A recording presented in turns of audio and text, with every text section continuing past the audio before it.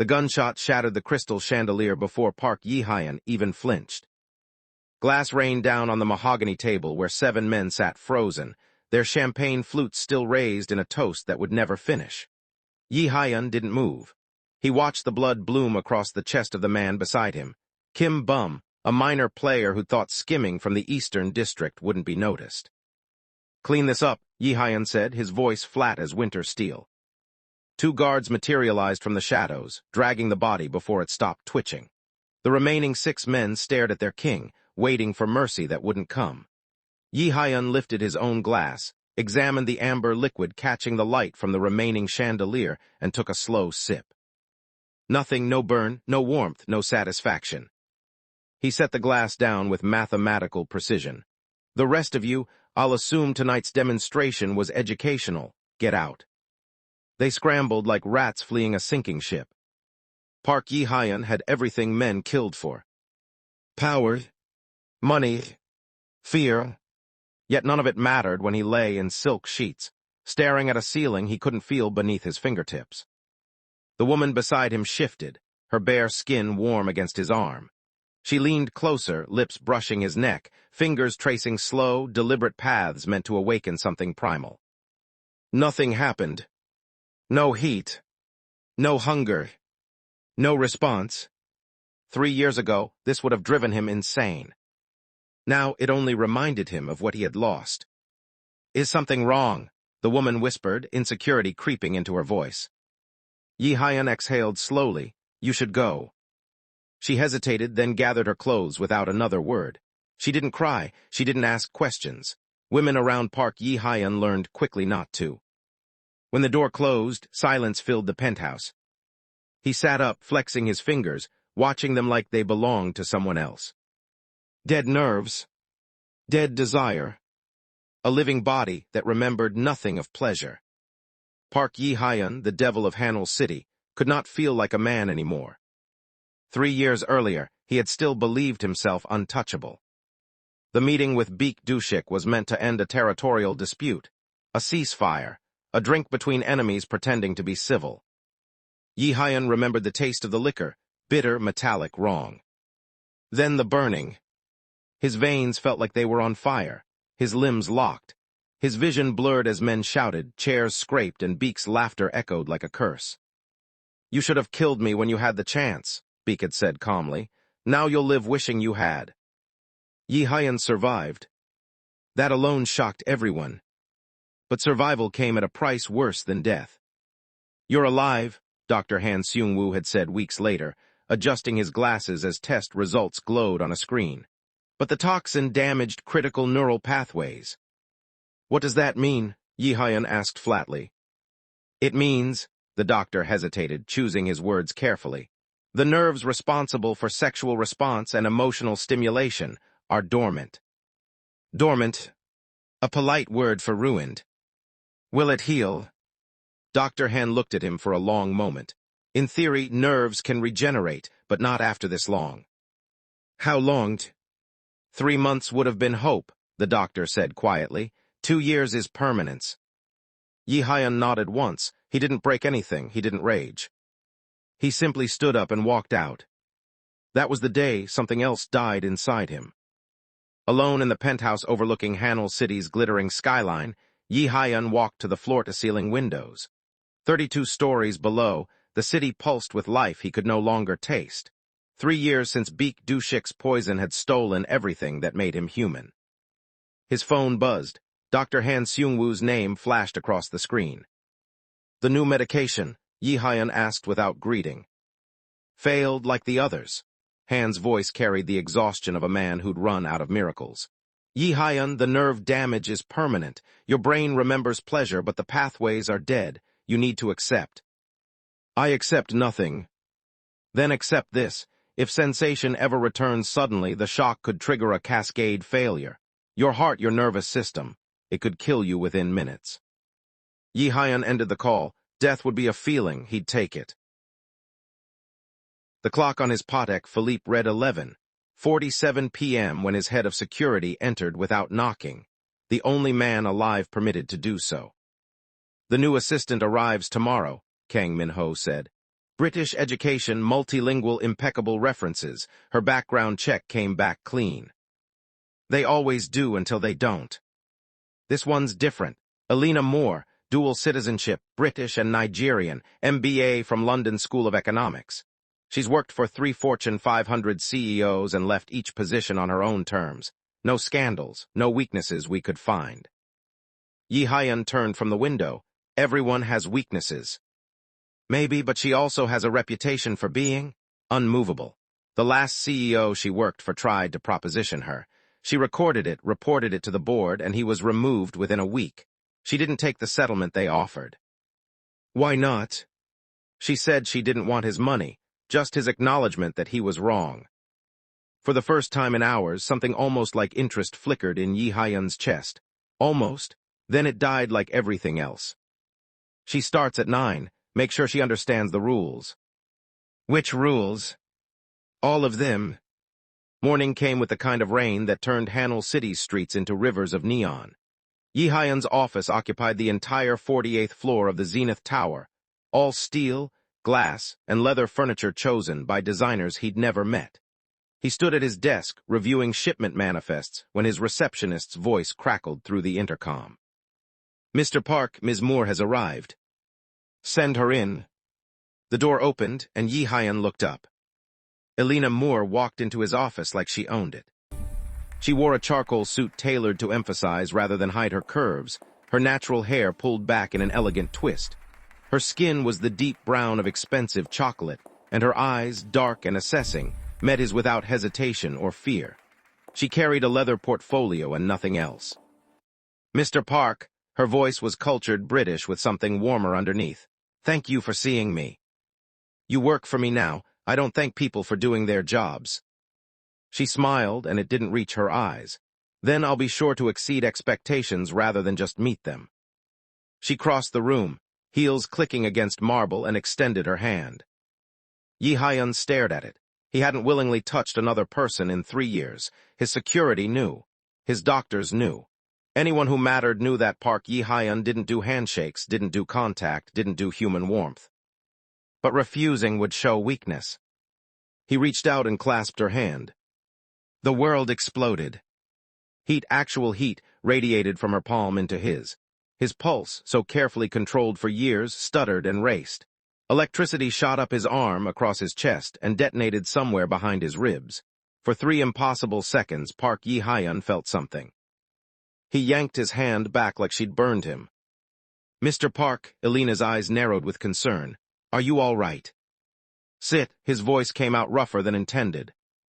She settled into the chair across from his desk with fluid grace while Jae-hyun fought to control his breathing. His fingers tingled, his heart hammered. Impossible. Dr. Han said it was impossible. I've reviewed your file, he managed.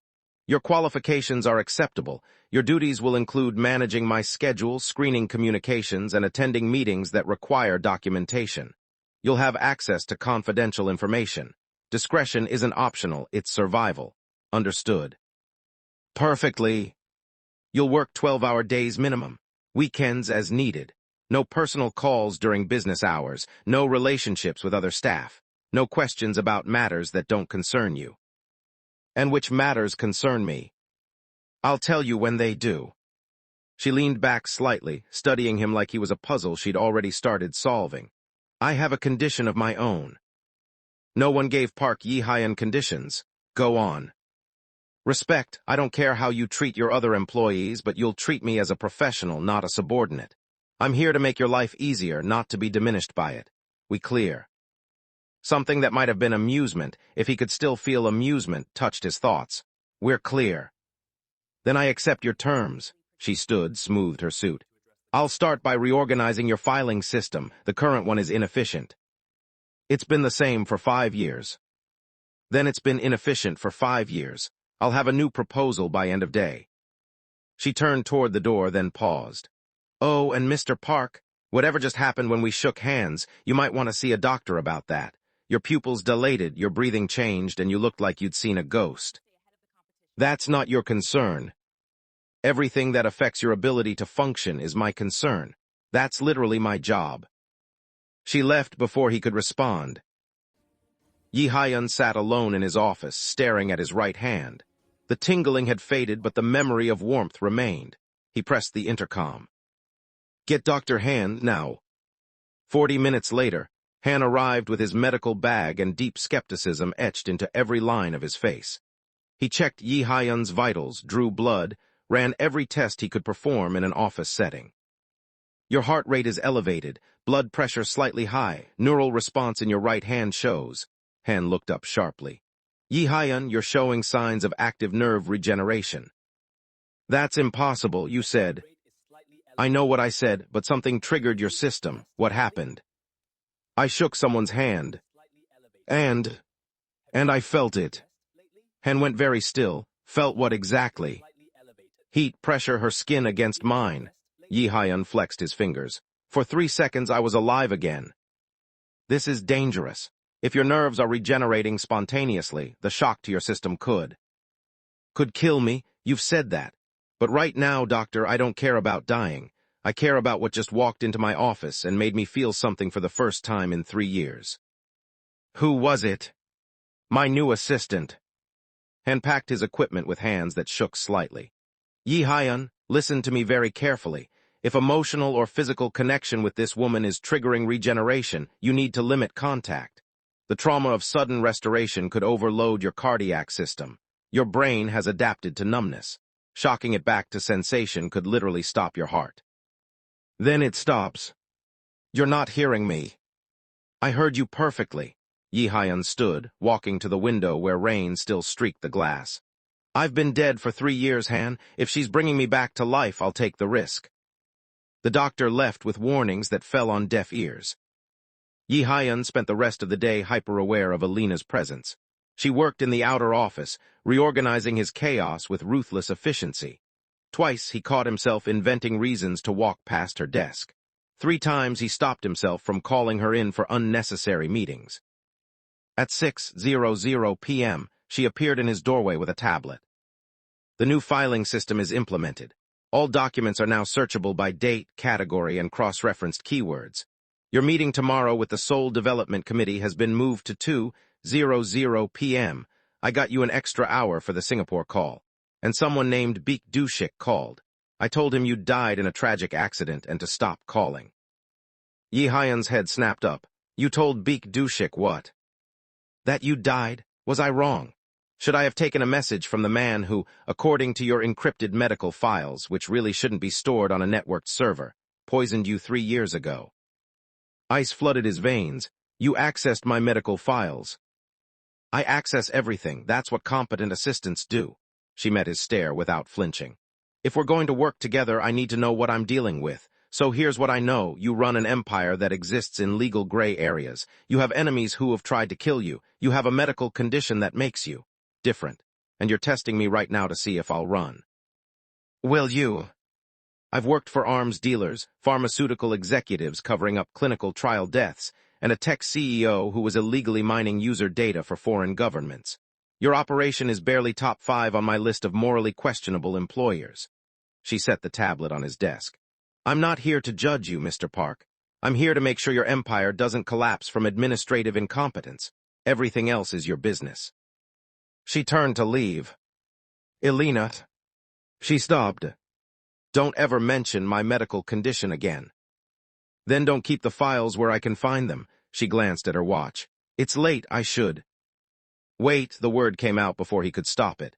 "There's a contract for tomorrow's meeting. I need you to review it tonight." It was a lie. There was no contract, but he wasn't ready for her to leave yet. Elena turned back, suspicion flickering across her features. "Where is it?" "My desk, bottom drawer." She crossed the room, heels clicking against marble. Jae-hyun stood, moving around the desk as she bent to open the drawer. She pulled out a folder, the wrong one, but it didn't matter, and straightened. They were too close. Less than 2 feet separated them in the dimly lit office. The city lights from the window cast her face in gold and shadow. She looked up at him, and for a moment, neither of them moved. "Mr. Park." "Jae-hyun," his voice came out rougher than intended. "When we're alone, call me Jae-hyun." "That's not appropriate." "Nothing about this is appropriate." She should have stepped back, created distance. maintained professional boundaries. Instead, she held his gaze and said softly, "What are you doing?" "I don't know." It was the most honest thing he'd said in 3 years. Elena reached up, and for one impossible moment, Jae-hyun thought she might touch his face. Instead, she adjusted his tie, a gesture so casual, so intimate, so devastatingly normal that it shattered him. Her fingers brushed against his collar. The world detonated. He'd exploded across his chest like a star going supernova. His heart seized, stuttered, then slammed against his ribs with brutal force. Every nerve in his body screamed to life after 3 years of silence. Pleasure and pain crashed through him in waves so intense his vision whited out at the edges. He couldn't breathe. His hand shot out, gripping the desk so hard the wood groaned. His other hand clutched his chest as his knees buckled. "Jae-hyun," Elena's voice sounded distant underwater. Her hands caught his shoulders. "What's happening? Talk to me." He tried to speak, but his throat had locked. His pulse hammered so violently he could hear it in his skull. The sensation, God, the sensation was everywhere. Her hands on his shoulders felt like fire. The air in his lungs felt like glass. His heart felt like it was tearing itself apart trying to remember how to feel. "I'm calling an ambulance." "No," he forced the word out through gritted teeth. "Leave now. You're having some kind of attack. Leave." The command came out harsh, desperate, terrified. Elena flinched but didn't let go. "I'm not leaving you like this." "You have to." He shoved away from her, stumbling backward until he hit the window. His reflection in the glass showed a man coming apart, sweat beaded on his forehead. His pupils were blown wide, his hands shook. "Please, just go." For a long moment, Elena stood frozen, conflict warring across her face. Then she grabbed her bag and walked to the door. She paused at the threshold, looking back. "Whatever this is, whatever's happening to you, you can't keep it secret forever." The door closed behind her with a soft click. Jae-hyun's knees gave out. He slid down the window until he was sitting on the floor, his back against the glass, his heart still trying to explode out of his chest. His hands trembled as he pulled out his phone. Dr. Han answered on the first ring. "Jae-hyun, it's almost midnight." "It's happening again," his voice cracked. "Worse this time, she touched me and I can't." "Where are you?" "My office." "Don't move, I'm 10 minutes away." Han, Jae-hyun closed his eyes, his chest still heaving. "What if you're wrong? What if this doesn't kill me?" "Then what?" "Then I don't know if I can survive feeling everything I've been dead to for 3 years. Silence stretched across the line. When Han finally spoke, his voice was grave. "Jae-hyun, what did this woman do to you?" Park Jae-hyun sat alone on the floor of his empire, his hand pressed against his chest where his heart was learning to beat again, and whispered the truth he'd been running from all day. "She made me want to live." The line went dead.